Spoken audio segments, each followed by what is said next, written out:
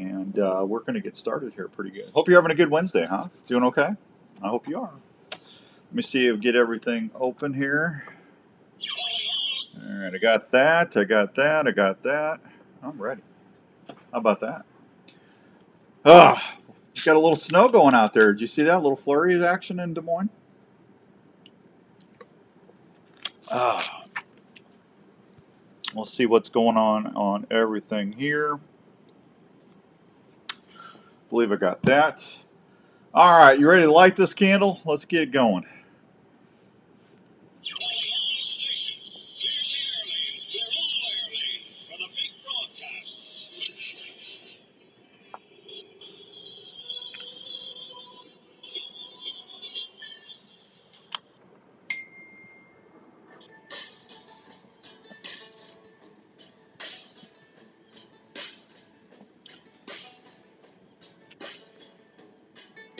It's good to know people come and go. All right, welcome to this week's edition of the Wednesday Drive, brought to you by the fine folks at Rupert's Roost and Peace Turkey Calls. We appreciate Todd Rupert and all the gang being part of the show this week, and they are helping us out. And we couldn't do it with all our partners. We appreciate each and every one of them. We do. So we're going to talk about spring stuff today. Deanne Anderson, how do you see? And Steve, how's it going? Fishing Dave, good to see you.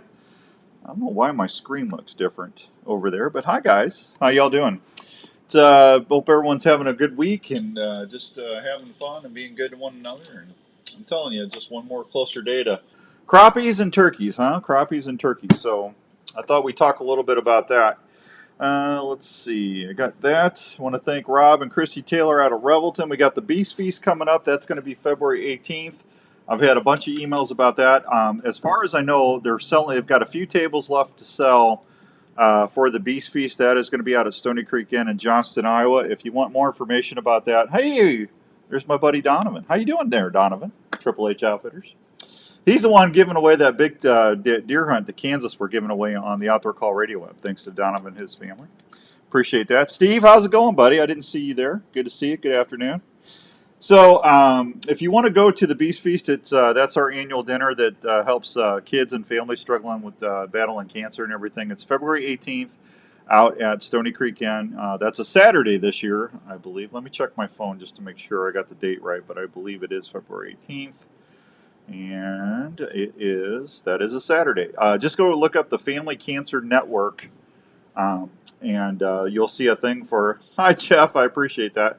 I appreciate everybody checking on that. If you go to the Family Cancer Network on Facebook, there'll be a little rectangle square. It says the Beast Feast. Click on that, and you'll be able to get a hold of them and purchase a table and stuff. We got a whole bunch of stuff. Revelton Distillery's got a live auction item I've got to go get.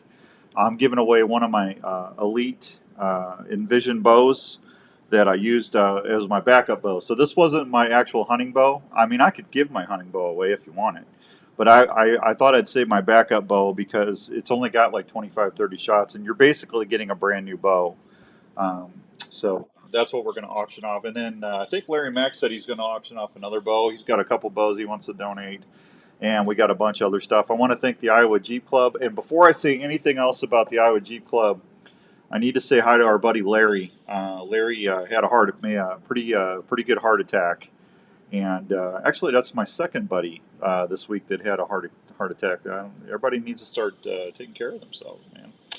But it looks like he's going to be pulling through. As far as I know, I haven't heard anything different. Paula, last thing I got said that he's doing okay, and I'm just glad to hear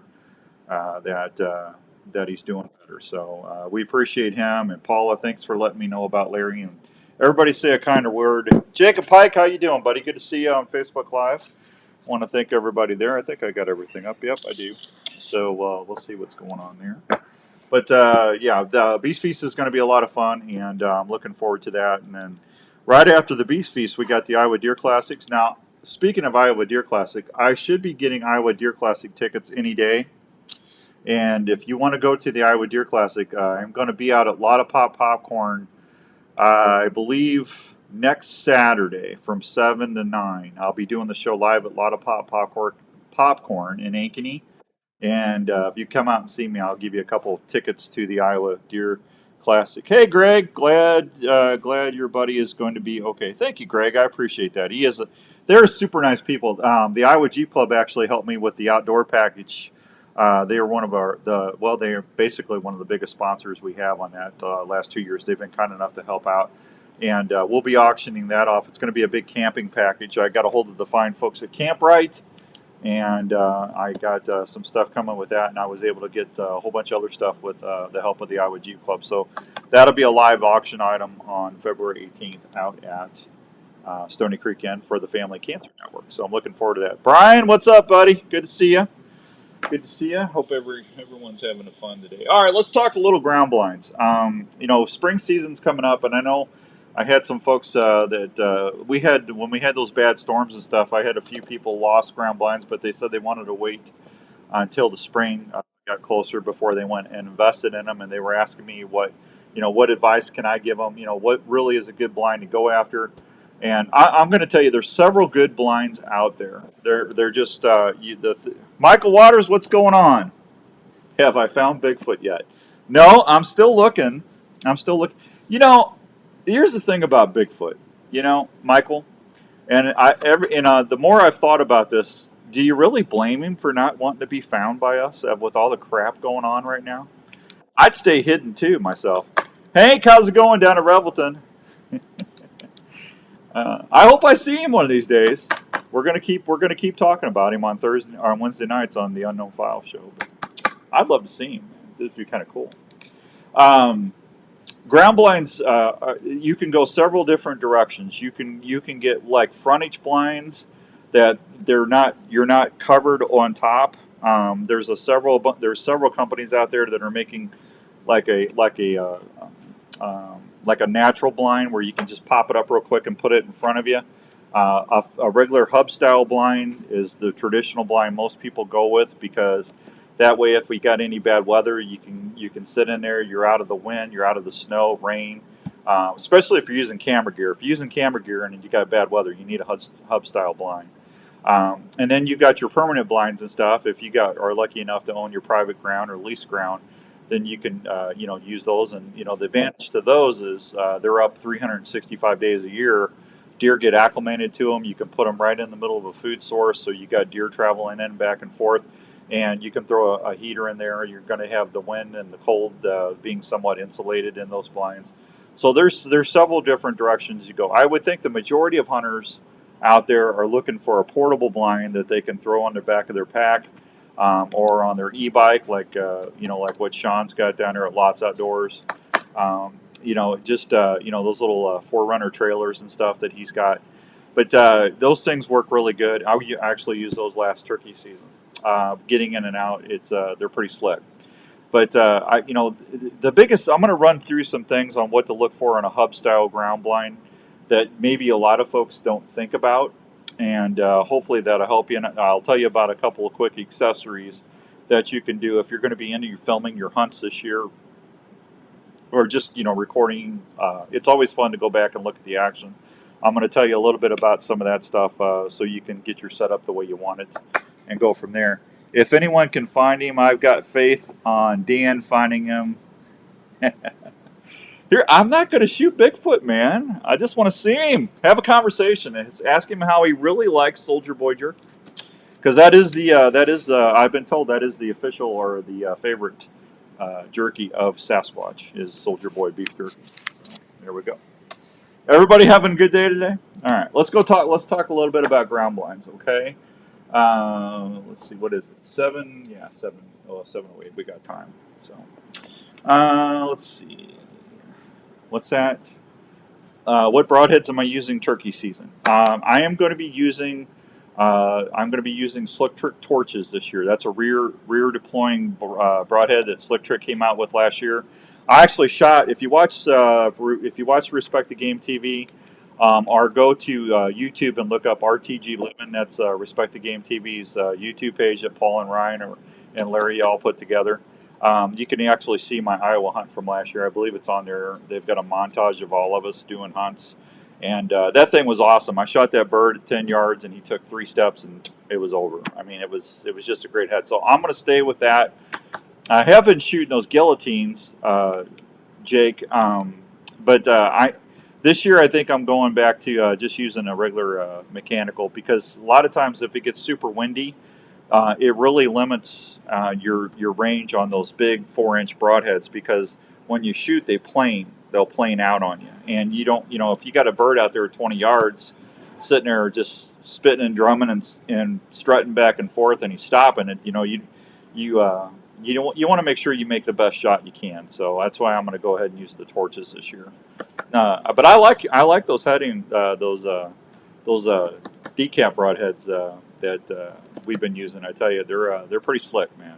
So I don't know. Actually, I'm going to give a pack away of those here in the next couple weeks. I got. I'll show. When I'm going to take a break here real quick, and I'll run over and grab them, and I'll show you what we're going to give away. But we're going to do that. So that's the real question: is shoot or pass? It just depends on what you like to do. All right, let's talk about ground blinds. The first thing you need to worry about or think about when you're out there going out in a manufacturer and you're talking about ground blinds or looking for them is, what type of weapon are you going to be using? Are you going to be using your shotgun? You're going to be using a vertical bow, a crossbow, muzzleloading shotgun. You want to make sure whatever blind you are going to be purchasing, you want to make sure that the window configuration, and what I do before I buy them, I actually go I go to Sportsman's Warehouse, or I'll go to Archery Field and Sports here close, and I'll go and pop them up, and I'll actually get in there and sit in them, and just kind of visualize, how I set my stuff up. If you've been listening to the shows for the last 20-something years, I like to set my decoys up at 10 to 12 yards, and the reason I do that is when I'm bow hunting, I want a very close shot that I can still have some marginal, is that a word?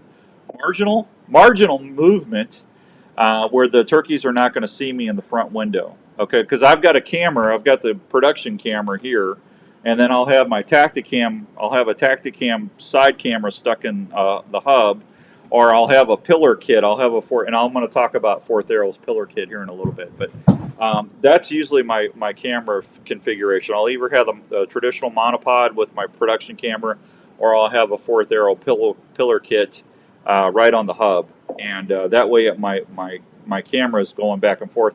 And I try to get that about 12 to 13 inches back off the window, so it's not sticking out, or when the turkeys come by, that turkeys actually see the movement. That's what spooks them or gets them jittery, is when they see movement. And you want to make sure you don't have any lens flare from the sun. You want to make sure that that's back in the blind enough where that sunlight's not going to give you any lens flare, where they're going to see that. They'll be coming in, because their eyes, they depend on their eyesight and their ears more than anything. So kind of visualize. Hey, Wade, how's it going, buddy? Visualize the window configuration on what type of weapon you're going to be using, so that way you know that you got plenty of room. You can move that blind, the window down. If you got I actually I just grab a chair, or like at Sportsman's, I do this all the time when I'm doing it. I'll go pop it up in the aisle. I'll just tell them what I'm doing, so the security doesn't come in. But I say, hey guys, I just want to see this before I buy it, and they said, yeah, go ahead.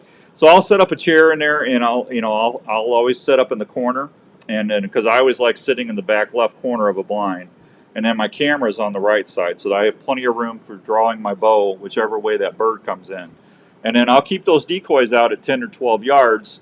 I'll put the tom in the tom out at 10, 12, or I'm sorry, the strutting tom, or the Jake strutter, at 10 to 12, and then I'll put like a couple hens closer at 5-6 yards in front of the blind, and I'll throw one out on the perimeter. Just depends on how many I'm carrying that day, but I'll usually use a couple feeding hens and an alert hen, and my Jake or my tom strutter. And what I'll do is I'll make sure I open that one window about this big, about that wide, and this tall, so I got plenty of room to pan that camera. I don't open it all the way, because I don't want that light coming in through that window shining on that camera for the lens, or any kind of, shining any kind of movement that the turkeys might, because I might have to reach up there and adjust the white balance, or I might have to adjust the focus ring. I want to make sure that I've got plenty of room in there. I got plenty of room to pan left and right, and I got plenty of room to stay 12, 14, 12, 13 inches off that window. And then the other side of that, the corner of that blind, I can open that up from the, I don't know, I open it up about that much. So about 18, 20 inches, just to make sure that I've got plenty of room to draw. Because I like drawing, when I draw, I take my bow and I point it to the ground. I've got the arrow pointed down to the ground, and then I'll draw, and then I'll come up. That way that I'm not doing this and the turkey's not seeing me in the shooting window.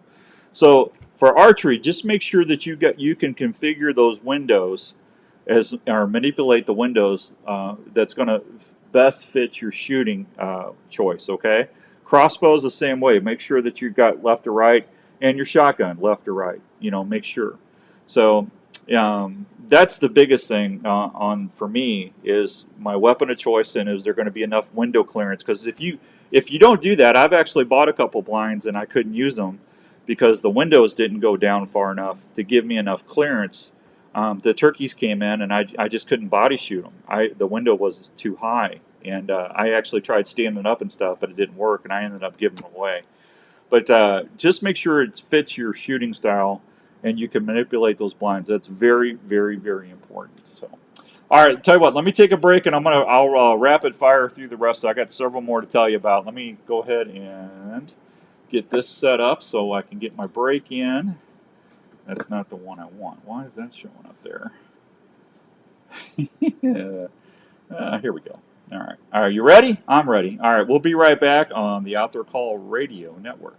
Save big bucks at the Iowa Deer Classic, loaded with the latest archery. Wade, what's going on? Richard, gobble gobble. Happy Wednesday, buddy. Hey, have fun and winning. Send me pictures. Tyler, Steve, how's it going? Brant. Greg, you're exactly right. I'll talk about that when we come back. That's a great point. IowaDeerClassic.com. The greatest whitetail show on earth. March 3rd through 5th. Iowa Event Center, Des Moines. If bow hunting or archery is your passion, get to Archery Field and Sports in Altoona and see what's new in your sport. Archery Field and Sports has been helping archers and bow hunters for... Thanks, Brant. Appreciate you. They have the experience to help you with your purchase and help you reach your goals. Archery Field and Sports carries archery gear from Matthews, Hoyt, Bowtech, and Bear, plus all the top extras and accessories you'll ever need. Mark and his staff are trained. Thanks, on Richard. Tuning, hey, Danny boy. setup techniques, and are experts at personally fitting you to the bow you want. They also have a 40-yard indoor range that will help you with getting sighted in. Archery Field and Sports has leagues and personal training sessions available for you to train for the upcoming seasons that'll help you fill your tags. Archery Field and Sports at East 56th Street in Altoona. Open Tuesday through Sunday with leagues during the week. For more information, go to archeryfield.com or call 515-265-6500.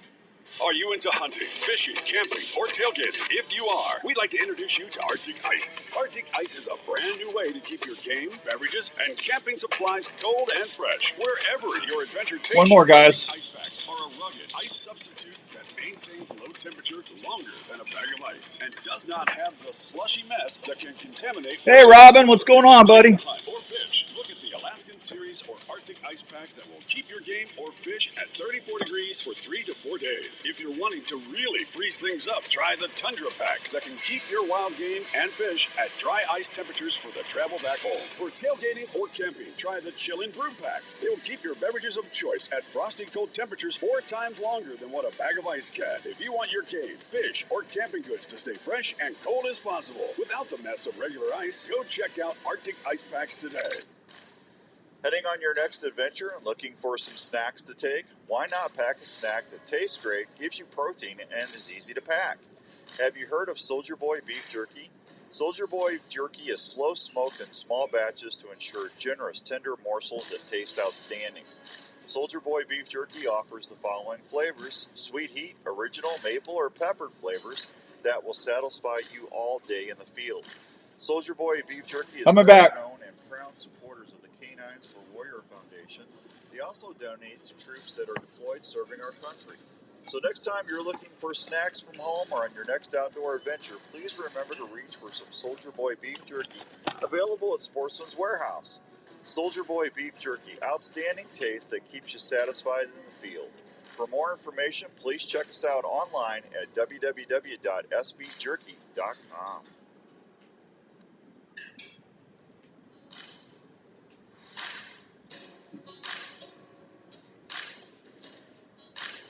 All right, welcome back to the Wednesday Drive. Hope everyone's having a great Wednesday all across the good U.S. of A. Appreciate everybody tuning in. Got a bunch of folks watching us on Facebook Live. Got a bunch of people on the app, and we sure appreciate that very much. Our buddy Greg, just during the breaks, he has a group, and it's for folks that are hunting and fishing that enjoy the outdoors that have a disability. And he brought out a good point. As a hunter with a disability, I just can't talk today. I cut like 10 commercials today, and I just my tongue, I can't articulate. A quadriplegic. Greg, I'm not making fun of you. I just can't talk. A person that has trouble being a quadriplegic. There you go. That's better. He said, ground blinds have come a long way in 24 years.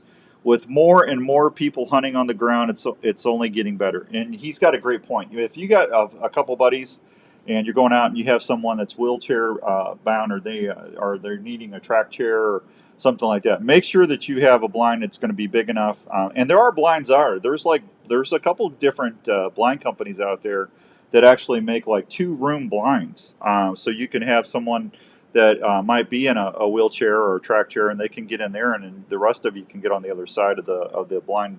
But they make some great stuff right now for folks that have a handicap or a disability that still want to keep their passion going in the outdoors. And I just think that's awesome. So there you go. Ken, thanks for the Soldier Boy jerky from the first broadcast of the Unknown Files. Well, Ken, you're welcome. I appreciate you listening. Rick, good to see you. Rick Seeker, Rick Johnson, good to see you.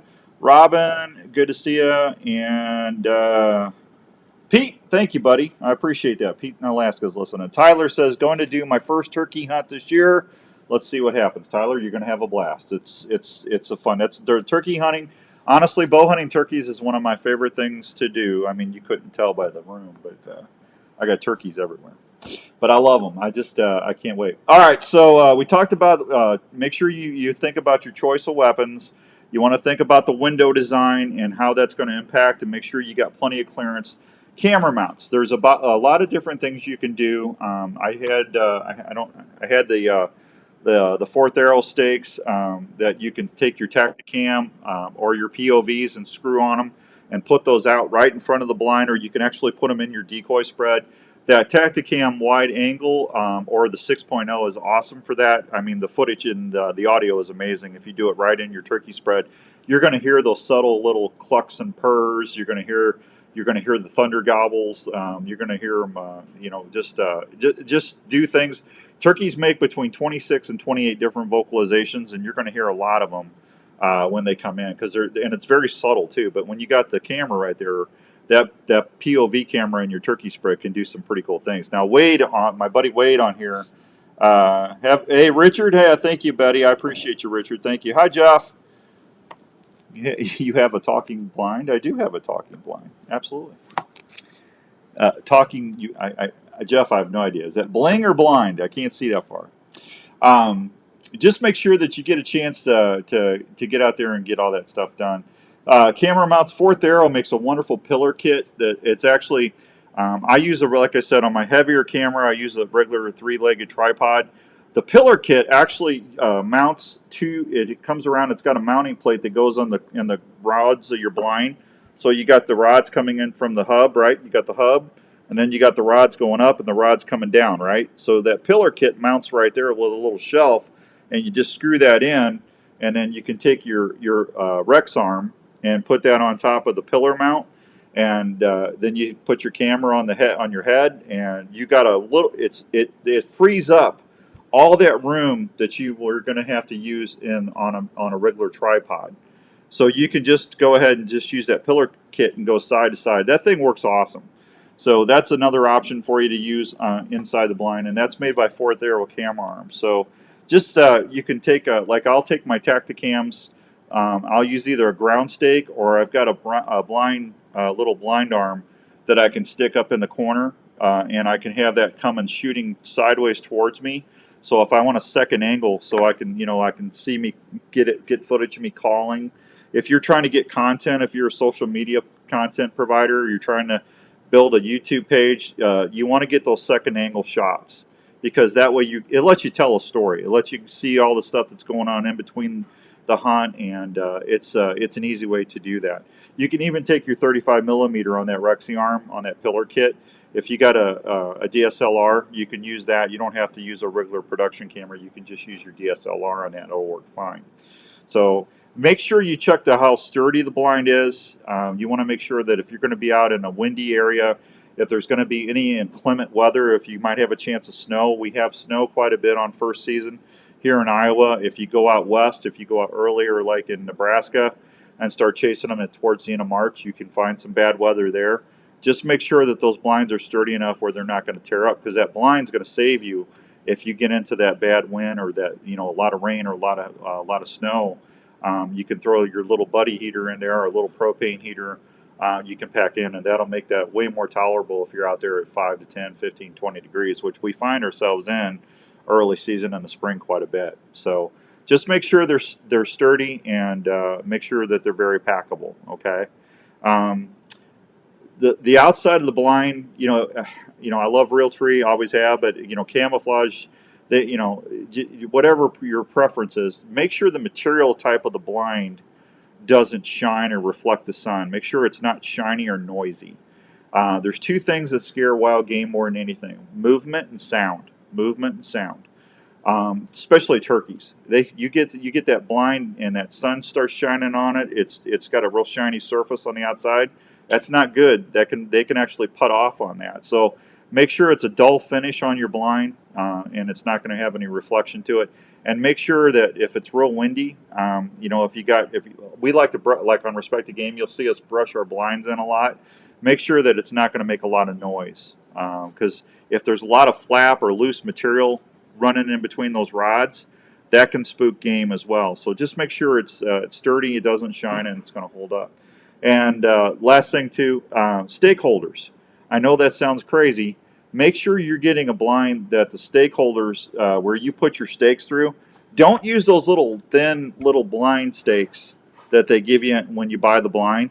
Go out and, like Sportsman's, and get those heavy 10-inch, 12-inch stakes, metal stakes that's got the orange or the green tabs on them.